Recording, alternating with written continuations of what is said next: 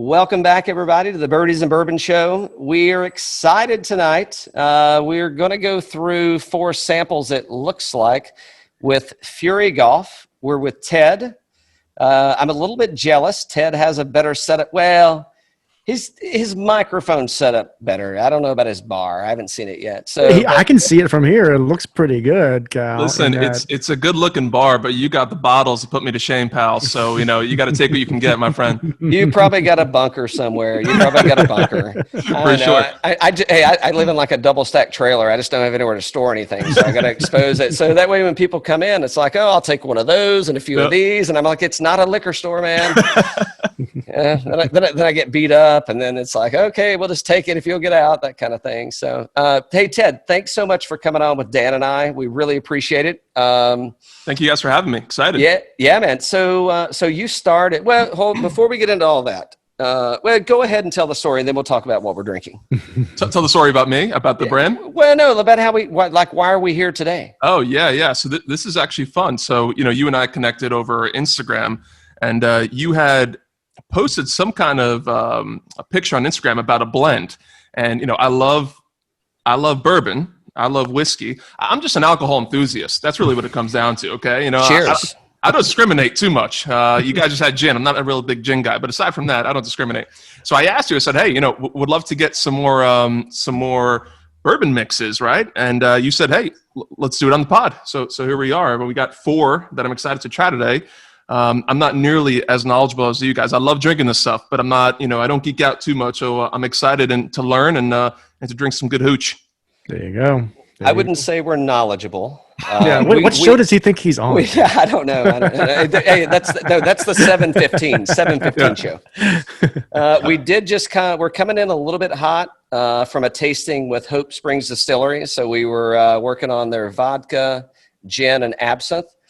Not really a vodka guy. I do love a good Sazerac or an absinthe wash, and I'm a gin and tonic guy all day long. So we'll get to that question later. But today, and so as Ted mentioned, from Fury Golf, and this is unique for us. Well, I shouldn't say unique, but a lot of times we wind up with guests on the show, and we're talking about golf. Or we're talking about booze, and then we're trying to, kind of interweave and put a little bit, maybe we'll talk about a little booze, and it's like, well, I don't drink that much, and then, well, do you play golf? And it's like, well, I play putt-putt, and it's like, okay, well, that's not even golf. I don't know why you would say that.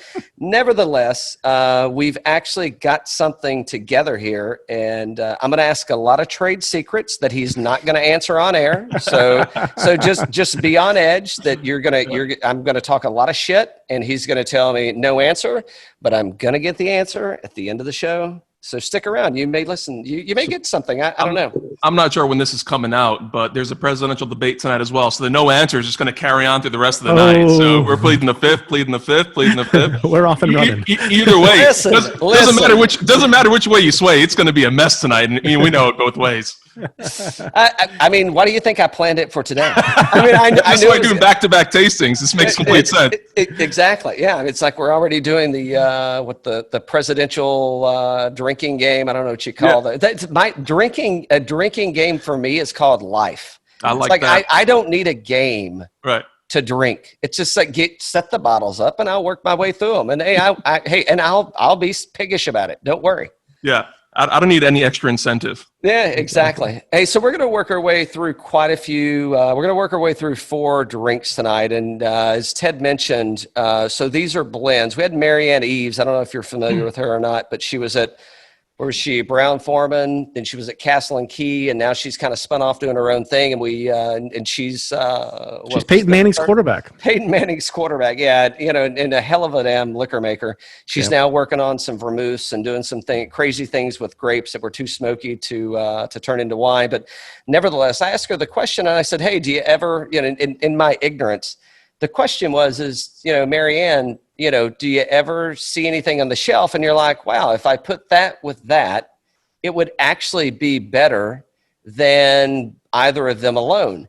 And, we're recording like this, right? So for those of you that are on the pod, we can see each other, so you can go to YouTube and find us, and Ted will tell us where you can find Fury Golf in a minute. Sure. But she looks at me like, kind of like I'm a dipshit, kind of like she should look at me. Okay. Like I get it. She's like going, why would I do that? That's just dumb. It was on point. The response was on point. And my answer was, oh, well, shit, I didn't think. I mean, like I'm blending like an amateur and you're blending like a pro. She's like, I don't have to, I make the label. You know what I mean? Like I just go and pick the stuff and make it. So, after that, I felt kind of, not really. I always feel that way. I just felt like myself.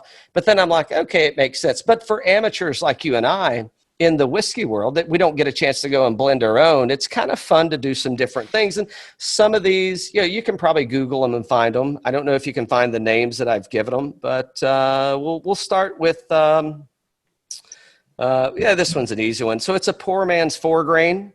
It's Weller's special. Let me get here first. So Ted and I were connected virtually, and he's like, hey, let's get together. And maybe I reached out for you. However, we're connected, and he's like, what bottle should I get?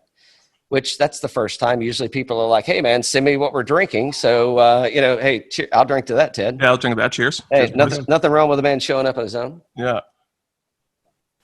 And so I thought about what I was going to send him. And here's the thing. And Ted, you're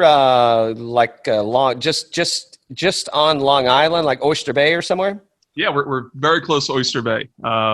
So, we're direct to consumer. We ship everywhere. But I'm headquartered in Old Brookville, which is about 5 miles away from Oyster Bay. But I grew up in Bethpage. So that's some history there. We got some things to talk about. Dan, are you making notes? Making notes? I am. So, hey, do you know a guy? I may need a fake ID, I need to hit a golf ball in the Oyster Bay. Hey, so we're drinking poor man's 4-grain first. We'll see. We'll make it through them. I just don't know if you'll be able to understand me by the time we get there. At that point, Ted's taking over, and I'll share my notes with him. I'll pick up the slack. Don't worry. So we've got, it's Weller's Special Reserve. So it's the green label. It should be their most economical bottle. And I was a little reluctant to send that one to you, but awesome. Thanks. Yep. Perfect. Ted's got it up there right now. And I was reluctant to send that because oftentimes Weller, just in general, is hard to find. And if you can find it, it's extremely overpriced. Oh, yeah.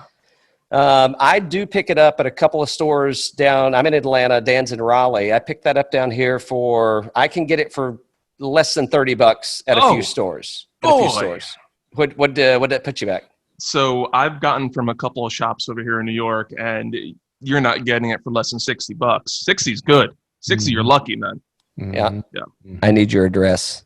Yeah, for sure. We'll work something out. but there's much better. And this is one of my favorites. And if so, at the bottle shop down the street, my friend's bottle shop, it's right across the street from me. Hunter and Cam are fantastic guys there. They do a really, really nice job of taking care of their customers and their regulars. And get so Old Grandad 114 is what's blended with this Weller Special Reserve. And thank you, Ted. And I've seen the pod. I got you guys. Yeah. So this is my go-to, right? I mean, Old Grandad 114, there's nothing wrong.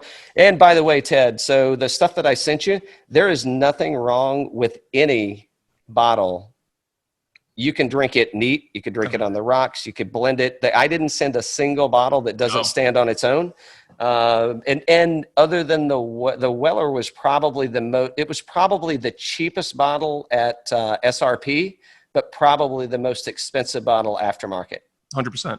Yeah. And you're right about what you said, because I didn't try into the blends yet because I wanted to save it for today, but I've had every single one of these.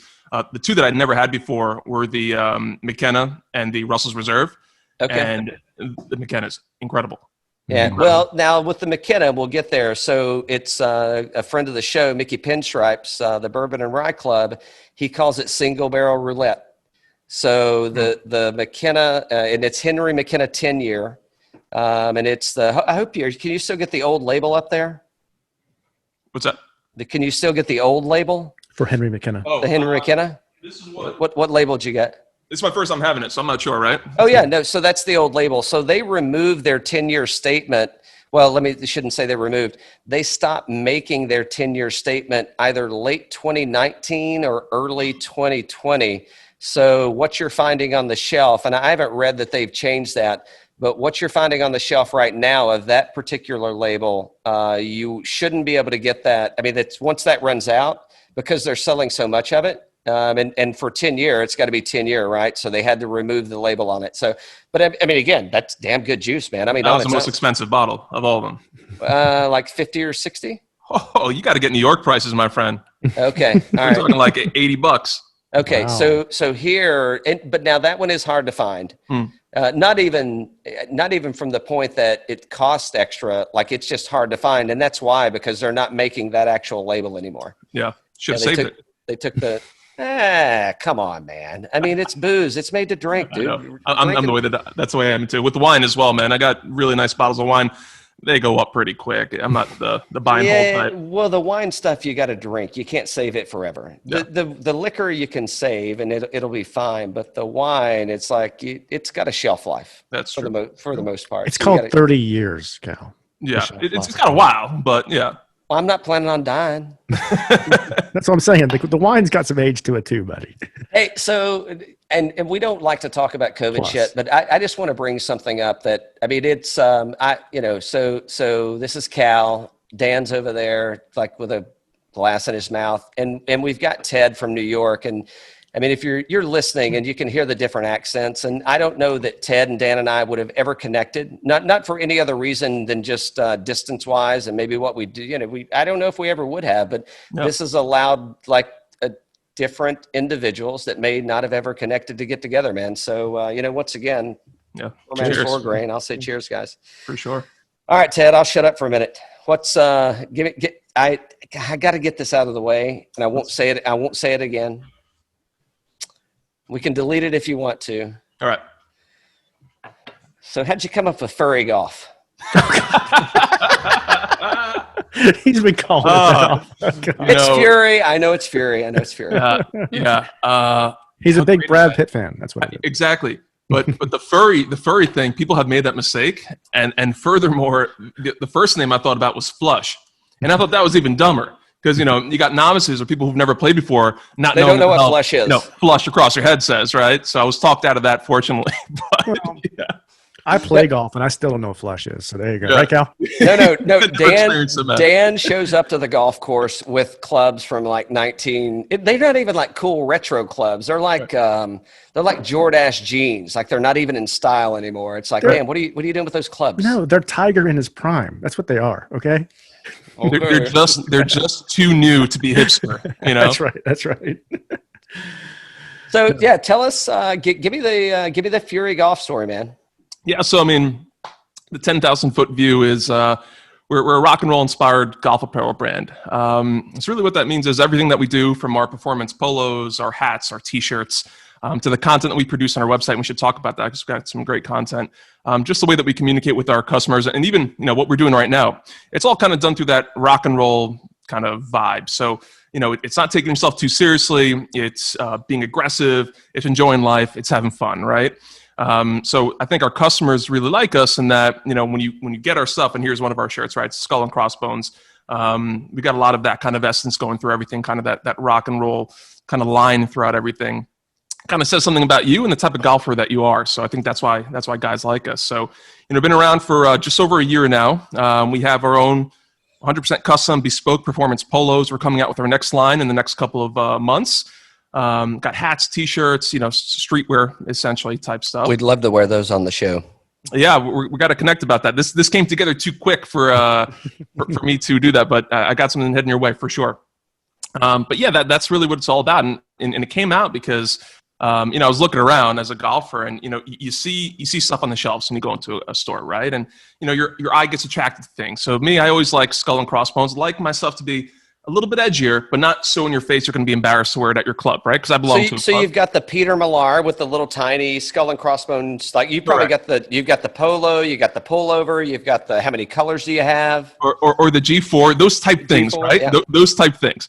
But, that doesn't sit well with me because they have those things that, I'll admit, they look really good, but those things are next to a pair of hot pink shoes, or they're next to plaid pants. And that's not really authentic when it comes to rock and roll. Just because you put a skull on something doesn't make it badass, doesn't make it kind of the vibe that you're going for. So that felt kind of cheap to me, inauthentic.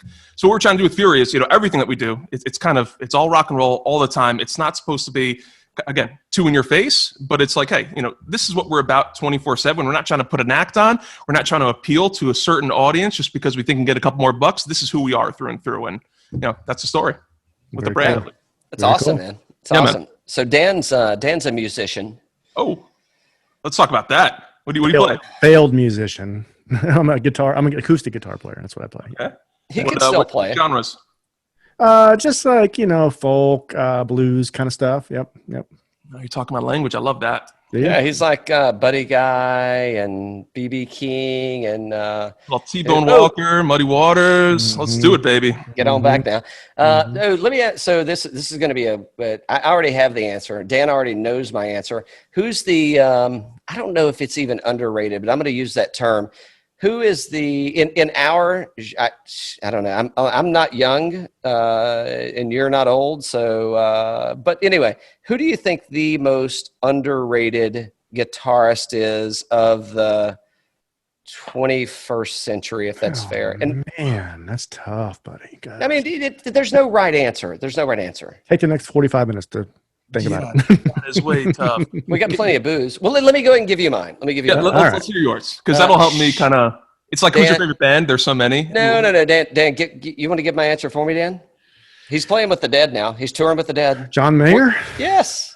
He's not underrated, man. People know that. No, okay, but I know, but people look at him like mothers be good to you.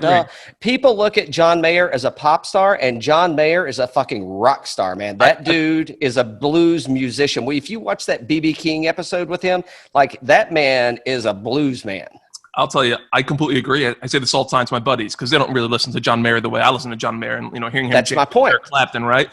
But I would say that he's not underrated. He's underappreciated for a blues musician that he is, okay, right? Fair enough, because he's a blues man at heart, man. You listen to some of the riffs and some of the things that he puts together for these love songs to teenage girls. There's the components of it. There's some real bluesy stuff in there. Stuff with soul. Listen to it, and whether you're a Dead fan or not, and it's not that this is not a Dead thing, but the Dead, I mean, there's no denying that those guys were culture, that they changed some of the culture of music.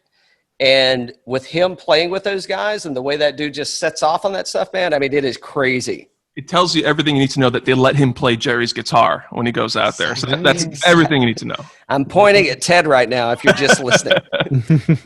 And I'm not a Dead fan, but again, but you see where I'm going with that. Yeah, 100%. Yeah. All right, so you guys don't have to answer unless you want to. He's a very underappreciated guy, to your point, Cal. Absolutely. I mean, all the things he does. I'd like that DVD he did, I don't know, 5-10 years ago, where he did the acoustic trio, the acoustic, and then he went trio, and then he went full band. That was pretty cool how he did that. I mean, he plays with some great musicians for sure. Yeah. I would say on my side, I don't know. I know this is a golf and whiskey podcast, but we've spun off because now we got a rock and roller on. That's right. Right. I mean, give me like a Keb Mo or a Kelly Joe Phelps, and I'm happy. Keb Mo's good. That's not a bad one. That's real good. Keb Mo was on Blues Radio the other day. I don't know if you guys are serious guys, but he's good, man. Awesome. He's real good.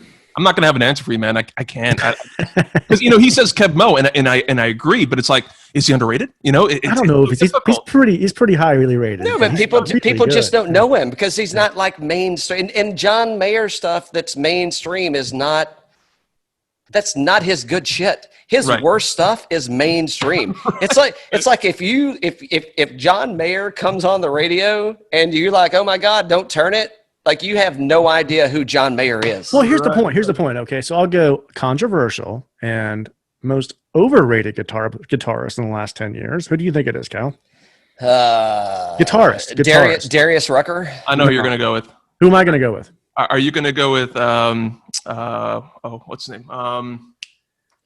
Gary Clark Jr.? At 100%. I was going Gary Clark Jr. Yep. Yeah. It's like one riff. It's like, but I love Gary Clark. Sound. Listen, it's like AC/DC. They've been playing the same thing for the last 30 years. And it works. But it's badass. It works. You're right. But Gary Clark Jr., I'm in my local guitar shop about a year ago. And the guys there, they shred. musicians to the utmost degree. And they're like, if I could play better than Gary Clark Jr., we're having problems here, guys, you know? And it's true. I mean, he's not amazing technically, but that sound is amazing. He makes a great sound, you know? Yeah. Good songwriter, good riffs, but man, I don't think it's worth all the hype in terms of like, he's the greatest guitar player ever. I agree with that. Now, good testament to Cal's pick, though. I have seen, I think it's like Rudy's in downtown, like Manhattan, right? And I think it's them. I'm not sure if it's them or not, but somebody I saw on Instagram had a jar or something that said, you know, when people come to play the guitars, it says that instead of saying no stairway anymore, it says no slow dancing in a burning room. Yep.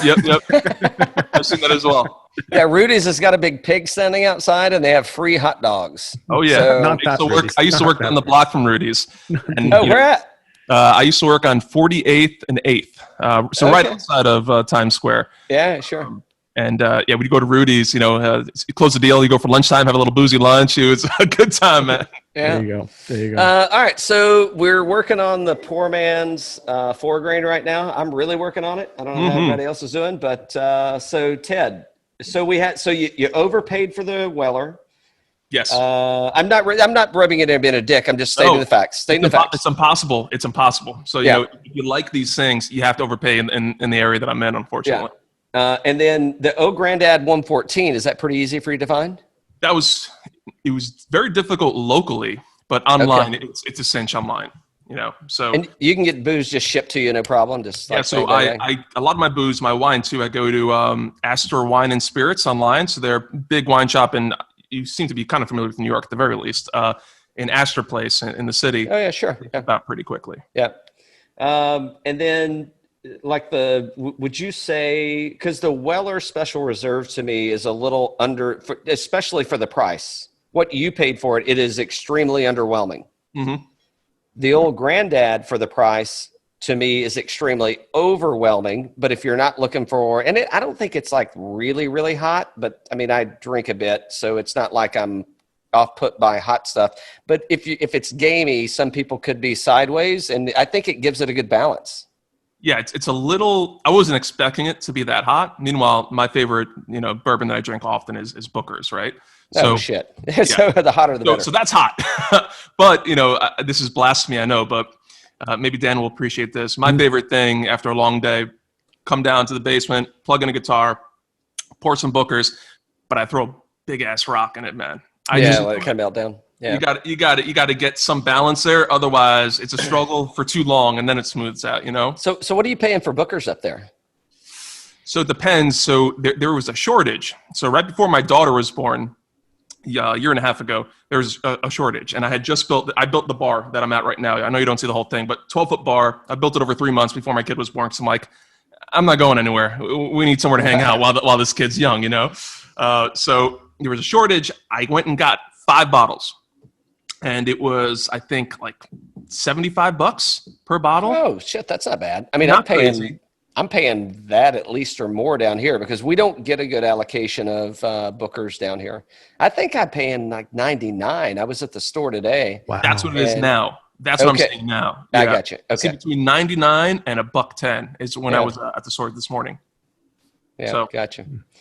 All right. So for those of you listening, we're definitely drinking. And I'm having a good time. I mean, I've got alcohol, so there we go. Let's see. Have you progressed past that one? Yeah, I'm about to. I was waiting for you guys. Is it like a red light, green light? What are we doing here? Go at our own pace. At your own pace is good. Yeah. I figure you bought your own booze. You can comment as you want. I like that. I'm gonna go Old Bird next for some reason. I think so. Old Bird. Let's comment on that. And there's plenty of different names for these. So this is Russell 10-year and Rare Breed, and it's a 2-to-1 pour. So depending on how you're looking, but Russell's 10-year, Rare Breed, 2-to-1, 2 Russells, 1 Rare. Were both of those pretty easy to find? Yes, those are both in my local shop here. I actually had a question for you before we jump on. Yeah. So Poor Man's 4-grain. I'm assuming this is supposed to be a Pappy, correct? It is not. We'll get to the Pappy in a second. All right. So what's the poor man's 4 grain supposed to be? Well, I mean, it's kind of a pappy, but it's not the pappy. It's just incorporating an additional grain in there because you don't get a lot of those. So we've got we got a great pod coming up. Thanks for the plug. This is not intentional. This has just happened organically. So we've got Spirits of French Lick, and you really can't get a 4 grain out. Well, I shouldn't say you can't. It's challenging to get a really good 4 grain alcohol anymore. Not 4 grain alcohol, but a 4 grain spirit. And it's incorporating all 4 grains. So what do we, barley, malt, rye, wheat. Oh, not rye, wheat. Oh, no, I missed one. I missed corn. So it is kind of the, it is a pappy, but it's not, the poor grain pappies, or poor man's pappy is going to come later at the end. Got it. So and that's so this isn't going after anything particular. Is the old Burr trying to replicate anything in particular? No. For me, no. So the poor man's 4 grain. Really, what I'm trying to do is I'm trying to help the Weller Special Reserve because, like, alone to me, like that just if you're a bourbon drinker, need some more bite. The green label is just it's like nothing. I mean, I get nothing there, and I don't even want to mix it in a cocktail because it doesn't hold up to a cocktail. Yep. So the OGD 14, I mean, that kind of puts something to it, and you get there's not a lot of wheat content in the.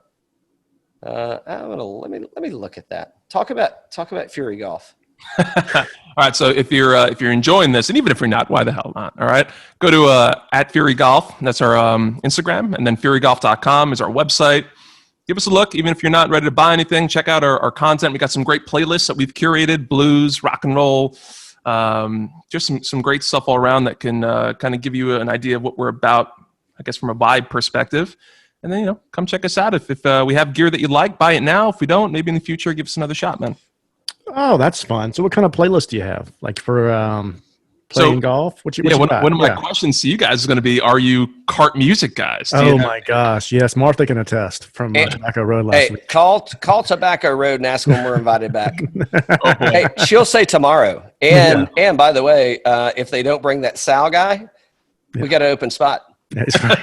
Because I don't think we're going to be able to show up to Tobacco Road and not play with Martha. Yeah. No, it was good. Well, let me put it this way. If I show up back to Tobacco Road and Martha's not playing with us, and I'll give them the money, and I'll just go play somewhere else. How far are you? So Dan, where are you out of? Raleigh. And I'm in Atlanta. So Dan and I are probably 6.5 hours away from each other. And then Tobacco Road? It's near Pinehurst. Yeah, so Dan's like a couple hours away. I'm like an hour and a half away. Yeah. And I'm like 5.5 hours away. Yeah. Oh boy. So that was a nice overnight or what? Oh yeah. Yeah. Kind of. Based on the way this podcast is going, I half expect you to wake up at 4:00 in the morning, drive straight there, Bloody Mary it up, and let's do this thing, That can happen. That can happen. So oddly enough, we did have a Manhattan tasting at Del Frisco's the night before. We did in Charlotte. However, I love Del Frisco's, man. The Club Pro, she we took a shot off the first tee, and it was love after first sight. It was. Great. That's great. It makes the day a lot easier, right? It makes the day. We were so nervous going into this thing, man, because I'm not a great golfer, and I love to play, and I play a lot. Our buddy Tay out in California, he said, as long as he's been playing doesn't reflect to his handicap. Right? I think he's been playing longer. His handicap is high. No, I don't know. Anyway, however you want to frame that up. But yeah, basically he was saying he should be better. I should be too. And we were all kind of nervous, playing with the pro. We knew we had a tasting. We drove up that morning, and it was like, an hour and a half drive from Charlotte, because we had a tasting down there. And then, we kind of come in and we're like, we don't know what we're getting into, but yep. I'll tell you what, I can't recall. I've had a lot of good times on golf courses, but as far as like a first date and it's not a date, I don't mean it like that, but I'm like a first experience on a golf course with somebody you don't know. Yep. I can't recall a better time at a new course, meeting a new person and having a better time. I mean, I was just like, I was ecstatic all day, man. I was like a kid at the holiday times, depending on what your holiday. I'll say Christmas because I'm a Christmas guy, but whatever your holiday is, I was a kid at whatever your special time is of the year. Yeah, I'm a Christmas guy too. Yeah. I will say that feeling is like the same feeling that I get if I'm doing vacation golf, right? And you get paired with a random fourth or a random, second to round out your group. And it's like, this guy's cool as hell. I'm having a great day. We're talking about things. We're stuck in the same cart together. I could just as easily be with someone I can't stand. But it just makes the whole day so much better. Because number one, you're away, you're enjoying yourself, you're in a good state of mind to begin with. And then you get paired with someone that you can actually talk with and enjoy. Yeah. It's one of those beautiful things about golf. And do you like where I mix? This is a it's a pinch bottle. This is from my Don Julio that I capped off this weekend. Don Julio. I thought it was pinch. Yeah, a little guy, and I ran out of mason glasses, so that's what we mixed this in. Well, I mean, I'm actually using. Hey, Dan, make sure you mark this time. No free advertisements. So I'm using a Prosper flask, and I put my painter's tape on there and marked it with the old bird on there. So Prosper, no free ads. You won't get that again. But yeah, so the old, back to the 4 grain. So it's the corn, it's wheat, it's barley, and we're picking something else up from the old grain and the rye. So it's not typical that you would get wheat mixed in with the other 3. Right. So that's the 4 grain side. But yeah, is it replicating? Yeah, I haven't looked at that to that extent, but that's probably our second episode if this goes well. This is hot. This is a little hot. So it is a little hot. It is a little hot. So the Russell's is. And Dan, I'm sorry if I'm popping. I gotta regulate my voice a little bit better, I guess. No, you're doing fine. You're doing fine. You've been close, but you're good. It's probably all me yelling. So the rare breed is 112, and the McKenna's? I think it's bottle and bond, so it's 100. Yeah. Oh no, sorry, this is Russell's Reserve 10. Yeah.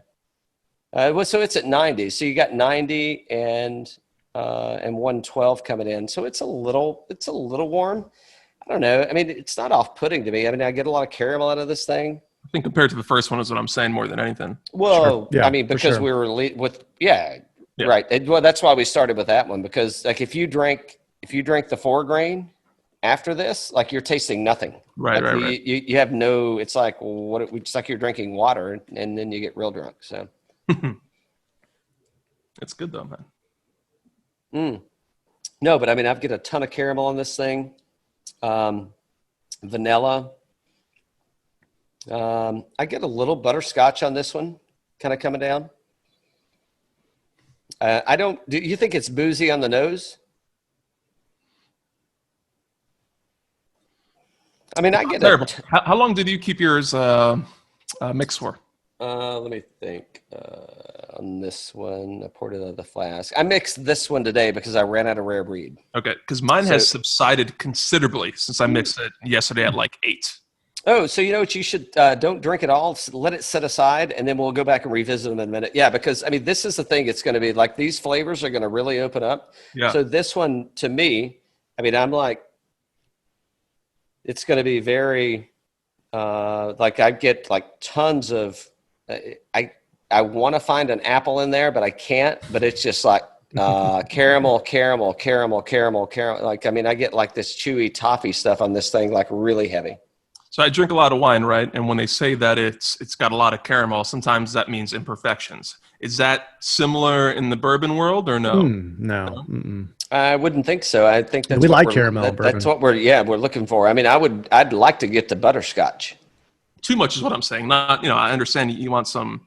Well, I think it's your flavor, your flavor profile, right? I mean, if you're drinking like if you're going for, so here's a good example.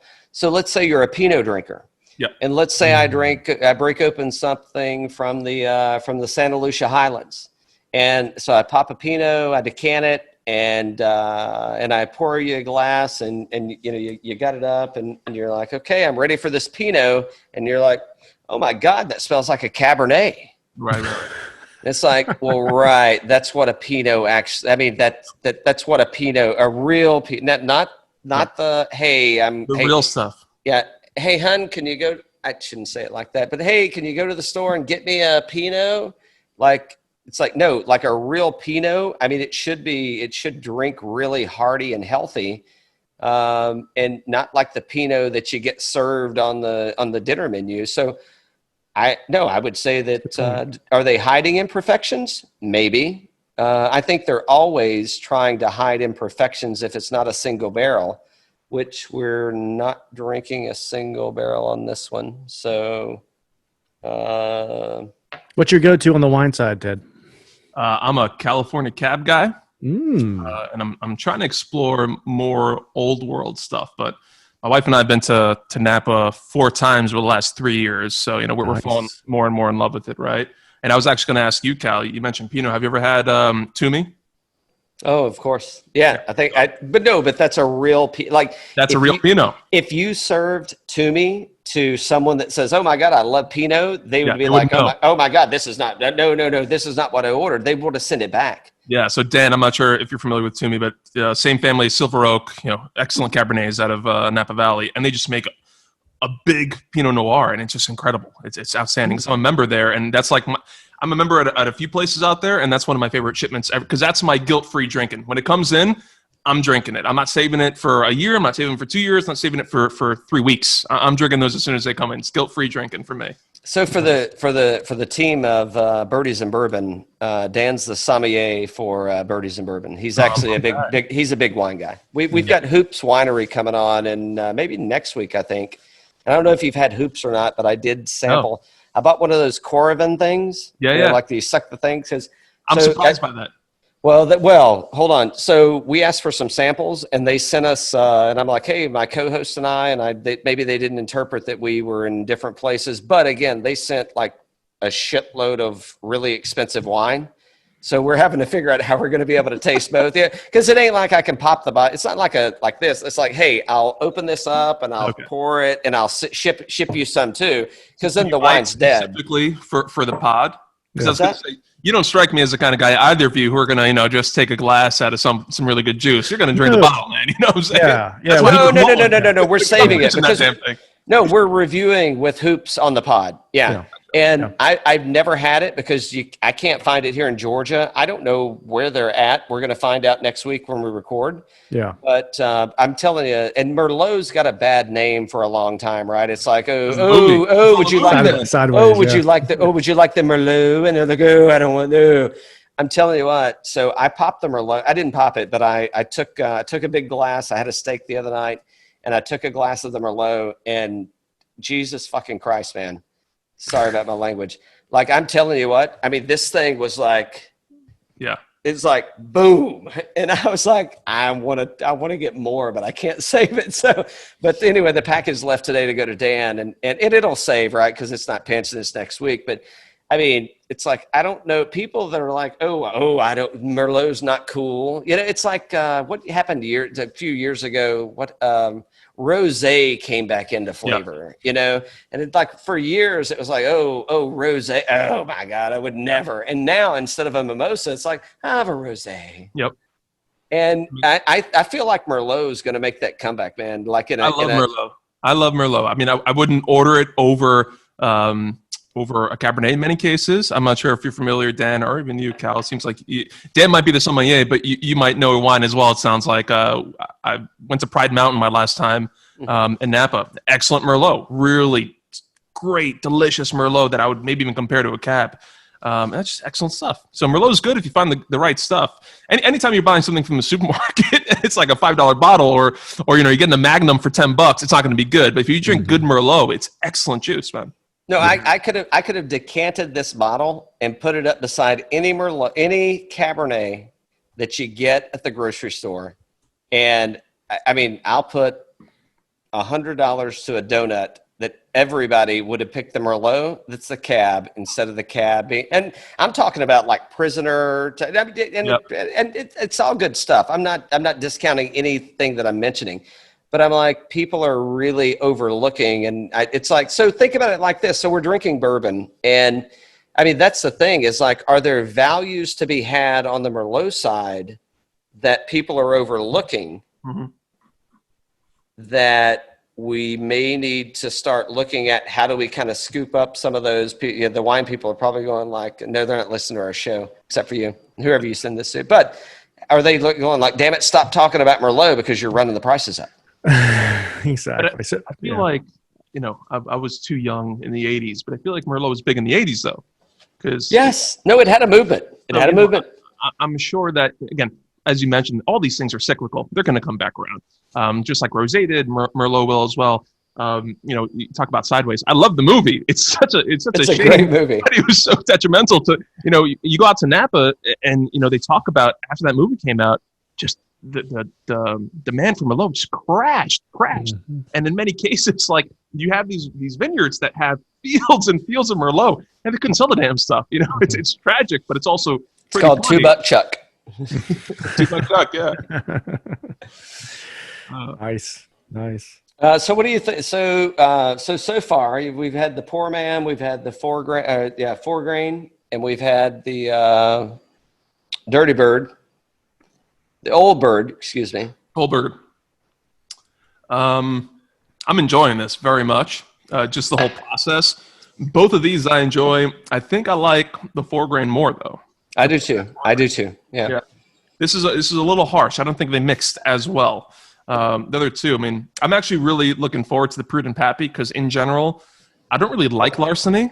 I've had my bottle here for over a year. Why would you? Exactly. No, I mean it's like, hey man, I'm at your house. Like, hey Ted, can I get a bourbon and Coke? And it's like, yep, you sure can. Yeah. Yes, you can. I'll make it for you. Yeah. That's what's going in it, 100%. Yeah, I mean, because it's like, what are you going to do with it? Well, you pick, man. We can go Old Hank next, or we can go to the Prudent Pappy. Listen, man, let's do the original game plan that you said. All right, we're going to Old Hank. So if you thought that one, but you said you like it kind of hot. I do. Listen, if it tastes good, I don't care if it's hot or not. If it fits the flavor profile that I'm a fan of. But well, notice I had a small. I mean, I had the bottles, but I got a small batch of the Old Bird. I didn't. It's not a. So, Ted, how long you been into the bourbon stuff? Again, it's I'm not into it like you guys are. I obviously built this bar. I drink a lot of bourbon. It's everywhere here. Mm-hmm. But I don't geek out. I'm not super knowledgeable about it. But if I see a bottle, if I see recommendations, like I was listening to your show, I try to follow what you guys like. I got that. I think you had the Penelope on, or you took a photo of the Penelope. They're coming on, yeah. Okay, so I was in the liquor store today because there's a liquor store. This is a good and bad thing. There's a liquor store across from my office. And I went in this morning because I was in the mood. Like, we're doing this tonight. I'm excited. So I bought the 4 grain Penelope. So I'm excited to have that. But again, I'm not super knowledgeable. I love drinking this stuff, So you did buy the Penelope. Yeah, here we got the this old hey Mike, I don't know what hour we're on or minute we're on right now, but Mike, we're already promoting the brand. So no, you should bring it in. You should bring it in. Oh yeah. So no, Mike was wondering if he was going to get any followers from us promoting him. So well, there's one that's going to tell many. Yeah, I certainly am because Fury Golf, it's my golf brand, and we're gonna promote the hell out of this. There you go. No, but I look forward to it for sure. But yeah, no. All jokes aside, it's because I saw your post and I was in the liquor store. I didn't pay too much mind to your post. Like I saw it, I liked it, whatever. But then I was in the liquor store. I put 2 and 2 together. I'm like, oh yeah, these guys posted it. They're more knowledgeable than I am, so I picked it up, man. No, I'm excited. Yeah, they're coming on, and I'm excited to have have those guys on, and they're out of Castle and Key, which I mentioned Marianne Eves earlier, and she's moved on to do something different now. But it's a very, you mentioned it, it's like cyclical, right? I mean, the golf, spirits, wine, people are like, oh, wait a minute, but it's birdies and bourbon. I don't know anything about golf, and I've got wine. And it's like, okay, think about like having a good time and drinking. That's the vibe of the show, man. That's all that really matters. It doesn't always have to be bourbon, but the essence of what you guys are trying to do, it's spot on. Mm-hmm. Absolutely. Let's give this one's hot, man. I mean, on the nose, yeah, it's hot to me. I mean, not hot in a bad way. Oh boy. But I like the finish. I like the finish, but I'm not getting as much up front as I got from the old bird. Okay, so here's what you get. You got McKenna 10-year, and you got Larceny. So you've got so this is kind of a play also on the 4-grain, where you've got OGD 114, and you've got Weller Special Reserve, which I don't have the bottle in front of me. It's behind, not to get it, but it's like, I don't know, like 980, 92, 90 proof, 89, 90. Good. But this one is I don't know, to me. This is a Bryson DeChambeau drive at Winged Foot. And, it is, actually. You're going to have to repair that and get a good wedge into the green. All right, real quick. So I saw Bryson, who's on golf.com today, okay? And I don't like giving him a hard time. I think people give him a hard time, and it's unnecessary, right? But what he said today was... excuse me, Ted. Ted, can you hold that thought? Disclaimer, Bryson, if it's bad... we won't have him back on, and we still want you in the show. Ted, you're up. You're still No, on. I like Bryson. I'm a Bryson defender. I think he gets a lot of, to use a current term, shade for no reason, right? The guy's trying to be the best that he could be. I appreciate that. But today he says, and I posted it to my buddies, he says, I want people to know that there's more than the old stigma of hitting the golf ball and making putts. Like, that's what he's trying to achieve. He's trying to raise it past that stigma of hitting the golf ball and making putts. What is? Keep going, Ted. No, is that it? That's it. I'm going to leave it there. That's just a bad quote. Yeah, it's true. No, what is he trying to? The entire idea of the game is a stigma, Oh God, that reminds me of the experience I had with this lady from Tobacco Road named Martha. How so? Well, I'm like, well, yeah, damn. If I hit fairways and green, if I hit fairways and greens and make putts, I mean, I'm gonna have a good score. And she's like, yeah, you got a 6 on that one. And I'm like, I didn't even tell you what my score was. And she's like, oh no, I counted. And I'm like, well, stop counting my score. And she said, I can't help it. Yeah, I mean, listen. I'm like, Jesus Christ, lady. They're trained that way, right? The pros. No. It was all good, man. I mean, yeah, I wanted to tell you, though, you shouldn't be as nervous to play with the pro. I'm not sure if you belong to a club or not, but, I've played at a couple. I belong to one now.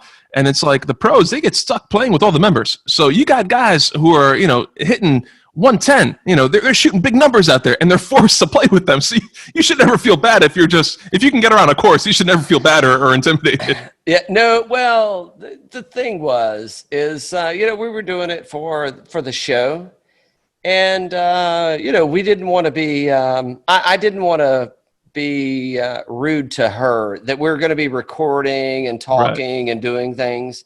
Oh, no, I said all that stuff. And hey, believe me, she was insistent. She's playing with us. We had a great time.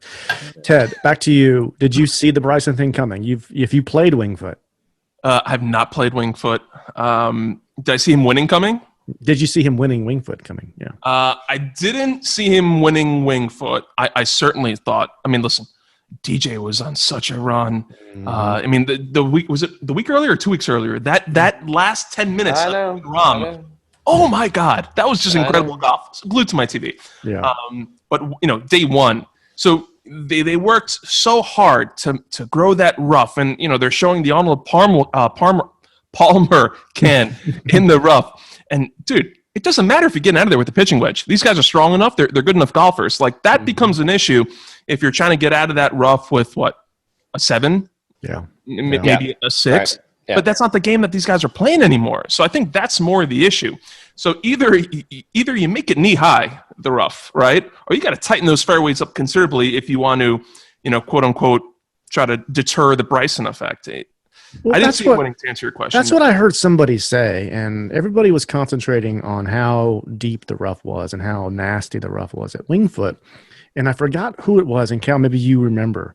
But somebody said after the tournament, they're like, yeah, you know what? Everybody was talking about the rough, that you got to hit these fairways. But the fairways are so dang narrow. It didn't matter if you were one of those great drivers of the golf ball. You're still going to get in the rough. You know? I think it was Bryson. I think it was Bryson. And yet they're hitting it so far, it also doesn't matter if you're not hitting fairways, you know? And I think that's what everyone's complaint was. Like, they were talking about Wolf. I'm forgetting what the number was, but he hit basically no fairways. And they're saying that's not what a U.S. Open is. Yeah. And it's like, you know, if these guys are hitting at 400 yards and they're getting out of this massive rough with a pitching wedge, it doesn't matter either way, man. It doesn't matter. Right. But I mean, honestly, you know, and people are arguing. I know we're probably way sidetracked here. Let's have a drink. Let's have a drink. We're not sidetracked if we're having fun. That's the way I call. I'm good to keep chatting if you aren't. So wait a minute. So I'm going to get back. Remind me. Well, let me not get. We'll talk about the booze in a minute. But here's the thing: is the golf course is built the way the golf course is built. Send these fuckers over to send them to Europe, send them to Ireland, send them to Scotland, send them to wherever, and then let them go hit out of that knee high, whatever wheatgrass or whatever the hell they're growing over there. Let them go hit out of that. Let them go find their ball. You know what? They can't find their ball, and they're going to be going back and I forget who it was at the U.S. Open. It was I know his Harris English. He was up at the top running, and he hits his ball off I think it was Sunday, first tee. First tee, yeah. He has to go back and re-tee because they can't find his ball. It's crazy. And they're like, oh, it's because we don't have fans. And it's like, well, guess what? You're a pro. Why are you hitting your ball over here in the ship for? Yeah. Anyway, number 2, go. I haven't played overseas yet, but I'm looking to go play. We were actually going to be there this year, but this thing kind of jacked it up. Anyway, I mean, let them go over there and tell them we're going to change. We're gonna change the course, oh boy. It's like you're not changing shit over there, right? So let the way that. But think about who's designed the courses: Pete Dye, Donald Ross, Stance. I guess I'm not going to mention him yet but anyway, you've got all these guys that have built all these awesome courses.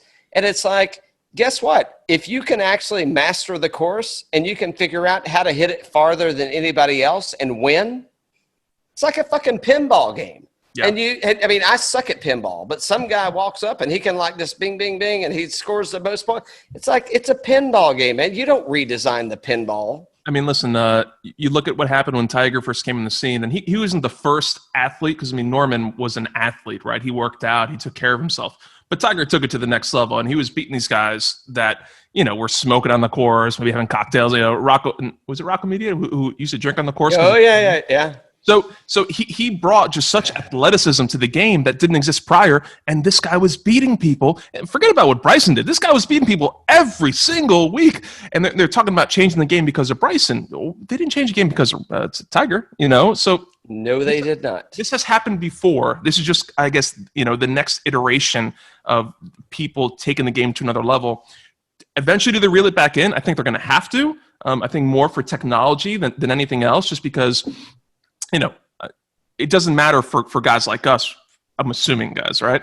But the length. How many strokes do I get? The length. yeah, right. The length of these courses, you can't extend them much further than most of them are already extending themselves, right? So being able to hit the ball, and Bryson's going up to what, a 40, 46, he was saying? 48?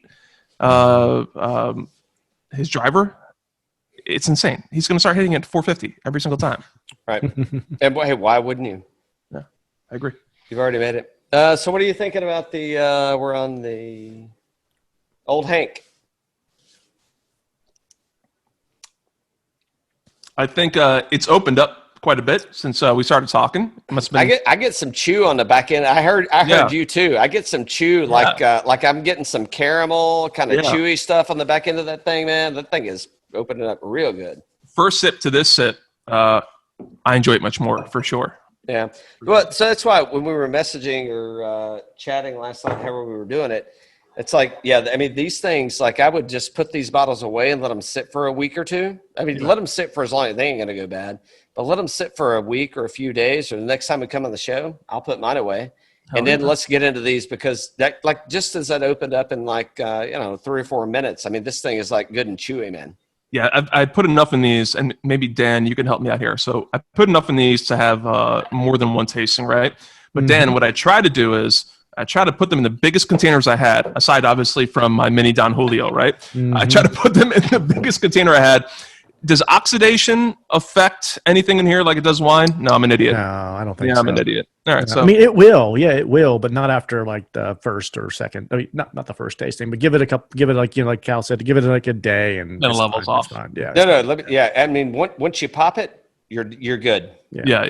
Like it makes no difference. That's You don't need to. Don't get a Coravin. Don't get a air sucker out of it. That I figured, but I was saying, since we're mixing them, like, because even on the nose, man, the nose last night when I put this in, to now this is 100% different. So I think there's something going on, but it's not long lasting. As tomorrow, it should be the same. Yeah, that's what I'm saying. I mean, after the first, you'll get a little bit. I mean, if you pick it up 5 years from now, it's going to be kind of a little, but it'll still be alcohol, and you can still drink it. But if you drink it a month from now, you're going to get kind of the same thing you get from kind of right now from this point forward, I would imagine. That I figured. Well, that I knew. My father had like a bottle of Canada. What's the whiskey? Canadian Club. Canadian Club. My father had a bottle of Canadian Club from 1970. Wow. Some stupid number like that. 1970, maybe 1972. And he's like, he was like, can we sell this? I was like, no, it's the same liquor that went in there. It's not like wine where it ages. But no, I haven't cracked it yet. I'm going to save it for a very special occasion. Oh, I know. I hear you got a new one on the way. I do. Yeah. So we were talking about scheduling this, and it's I don't know, man. I don't know. So I got. Congratulations again. Thank you. And your name is actually one of our contenders. So it's actually very serendipitous that we set this up. My wife's like, this means something. You're having a meeting with Calvin this evening. Well, I really appreciate that.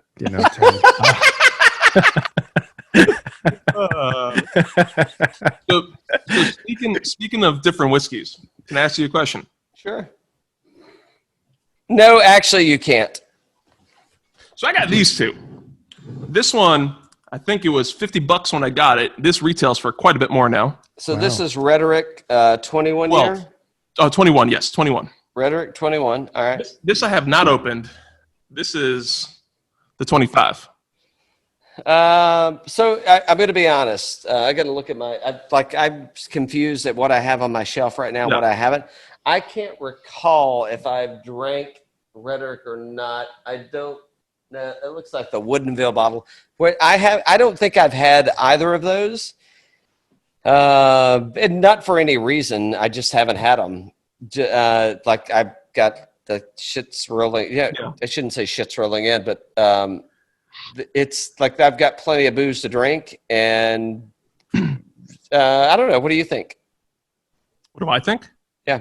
Well, I like the 21. I'm curious if the 25 is that much better that I should crack it out with friends or just keep it for myself and, wait for a special occasion. Here's what I think on age statements. I think, so we talked about the Henry McKenna, right? Yes. The tan and green label and Henry McKenna 10-year, blah, blah, blah. And I think that and it's a single barrel, and I think it's a fantastic pour. It could be, some could be better, some could be worse, but I think they always do a good job. I think age statements in whiskey, they're cool and everybody likes them. I think that if you want to save it, I'd save it. I wouldn't crack it open just because it's 25 year. I got you. If it were a good scotch, excuse me, I shouldn't say a good scotch. If it were a scotch, I'd say save it. Because with scotch, you're going to wind up with a lot of scotch. It helped, a scotch, a good smoky, peaty scotch. It doesn't matter. Like, let that shit sit in the barrel and let it mature and let it fester. Bourbon, I think bourbon has a timeline. And I don't know. I've got a 23 and a 25 on the shelf back here of something that I hit every now and then when somebody comes over, and it's like really, I bought them at aftermarket prices and they were very expensive. and and I'll let them sit there and go to nothing. They won't. They'll still be their same thing. I wouldn't crack it just because it's 25. If it's a gift, yeah, I don't know. Give it a boy or girl. Boy, put it in the closet and give it to your kid. I like that. Nice. I'm just saying, like, I don't know that as far as bourbon goes, I mean, once you get past probably 12 years or so, I bought a 15-year Rare Perfection, but actually it's Canadian whiskey, and it's damn good. I ain't gonna buy another one. It was like $200, but it wasn't quite. But I've had the 23-year-old Pappy, right? And it's like, yes, it's good, but with all the hype and all this, it's like, was it $2,100 good? Yeah. Those are the two that I was referencing that I have, and I've got like 4 or 5 bottles of 12. I got a few bottles of 10, but they're not worth. If you can't get on, if you're paying like those multiple, those 4 digits, there's no reason, absolutely no reason to do that. There's so much better juice. That's, I shouldn't say better, for the money. There's no reason that you would do that. Yeah, I wouldn't. But it's a cool thing. So I had a friend who we were coworkers, and he was moving to Australia. So Australia, incredibly difficult to bring liquor in, very expensive, and even getting liquor out. The tariffs are just absurd. So he had bottles ranging from 1972 to current day of Scotch and bourbon. And that's where I had the 23-year-old Pappy. But I also had, McCulloch's, single cask type stuff, like really old. And although not all of this stuff is incredible, right? Although not all of it is amazing, just the fact that you're having something that was, bottled in 72 is a cool sentiment to have, So there's that factor to things as well. Mm-hmm. Yeah, no, I agree. And let me tell you, this Prudent Pappy is hot. Oh no, I have not played those. But he played Beth. I don't think he's played Shinnecock, but when we were at these, we went to the events. Yeah. The events are both great in my opinion as far as golf goes. Obviously there was a lot of controversy at the Shinnecock event as far as how they set up. And by the way, our boy is out of a job at the USGA who was responsible for that. And what you said is absolutely right. The red is my favorite course out there.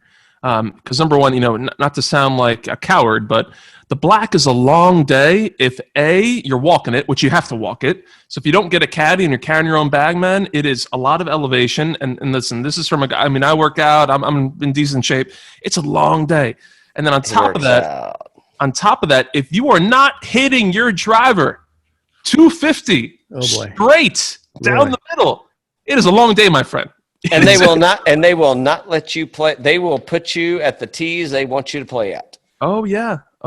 That's it, man. That's it. Yeah. So the red is have you played Shinnecock as well? I missed out on my opportunity to play Shinnecock for a charity event. My family, my brother-in-law, my father-in-law went. I had to work that day, which is a big regret of mine. Yeah. But Shinnecock's incredible. Yeah, absolutely. It was. Yeah, it's very difficult to get on. You have to be. You had to come over here on the Mayflower to be a member of Shinnecock, and you have to know someone to actually play Shinnecock. Okay. Ted, Diamond in the rough. Whoa. Go ahead. Yeah, go ahead, Dan. Go ahead. Diamond in the rough, Ted. Yeah. You're from Long Island. Long Island, New York, baby. But it could be Manhattan. It could be Long Island. Give us a spot under the radar that you'd love to go to. Restaurant, anything like that. That's a diamond in the rough to you. Golf course. Golf course, anything, yeah. Okay, so the restaurant thing, Dan, is hold that. 3, 2, go. So the restaurant thing, Dan, is an incredibly tough answer because, I shit you not, we're getting like emails because we're part of the email strings from my favorite restaurants, and they're closing, which is really sad. Yeah, that's something. But diamond in the rough. I'll give you a restaurant. I will give you a bar, and I will give you a golf course. Does that work? Yes. All right. So, diamond in the rough restaurant. I love a place in New York City called Giorgio's. Oh, okay. Giorgio's is a little hole in the wall in Flatiron District, but You go in there and they have a big sign, probably, you know, a 2-foot sign, and they do a lot of blends. So it'll be like a strawberry scotch, it'll be a vanilla gin, it'll be a pineapple vodka, and they just blend all these different spirits with different vegetable fruit, and it's delicious. So that's one. Plus the food is outstanding, great bar scene. Golf course in Long Island, diamond in the rough. A diamond in the rough course in New York, you got to go to furygolf.com. And we have a blog series. This isn't just a shameless plug. We have a blog series, actually very cool, that we cover the best public access golf courses in the best music cities across America. And the one from the one on Long Island, New York, I personally curated with our writer, and there are a ton of good courses. So I really recommend it. I really recommend it. That's not a shameless plug. So we got Jacksonville, we got Long Island, we have San Francisco, and we have Austin so far. We're doing Vegas next week. That's pretty cool. A lot of great cities across America. So, you know, not a shameless plug. It's really good courses, and I recommend it for everyone. Best bar, Pete's Tavern in New York City. Pete's. Have you been to Pete's? No, I don't think so. We've been Pete's is the longest operating bar in New York City through Prohibition. They were a flower shop during Prohibition.